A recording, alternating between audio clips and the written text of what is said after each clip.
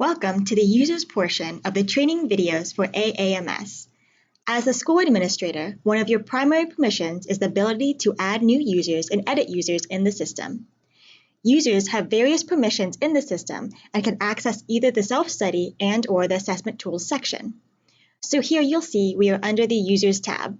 To create a new user, you'd go to the right and click on this button. When you create a new user, the only role you can select is School User. This is simplified from the previous AAMS system because here you see there are permissions. Now I will add in a user.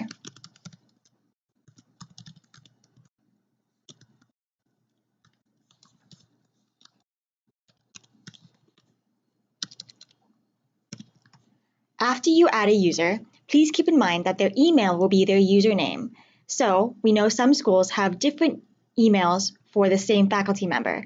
So use the email that they'll use the most to log into the system.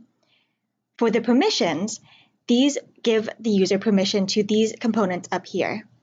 Assessment tools mean that this person can access the benchmarking functionality. Now, as assessment tools is rolled out, there will be additional functions that this user will have access to. I'm going to give this person the assessment tools functionality. Now, you'll notice after you select each permission, the page will briefly refresh, and then you can move on to select the next permission. The next set of permissions is self-study read and self-study write.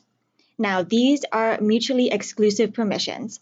If someone has self-study read access, that means they can only read what has already been put into the self-study.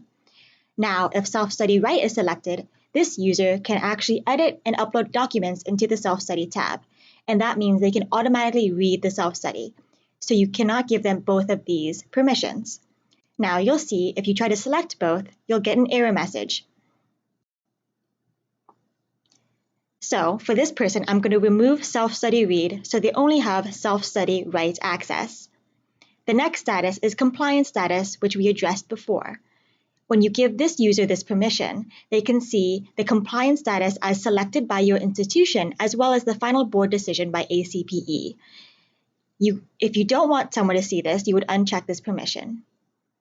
The last two are important permissions as well. For faculty profiles, this person can administer the faculty profiles. When you select this permission, you will receive an error message. This person can add new faculty profiles and delete them. The same applies to users. So if you give this user the user's permission, they will see everything you see right here. This means they can add and edit other faculty members. Now, once you save this person, you will get a message that they were created, and they'll receive an email from the system, AAMS@aacp.org, with their login credentials.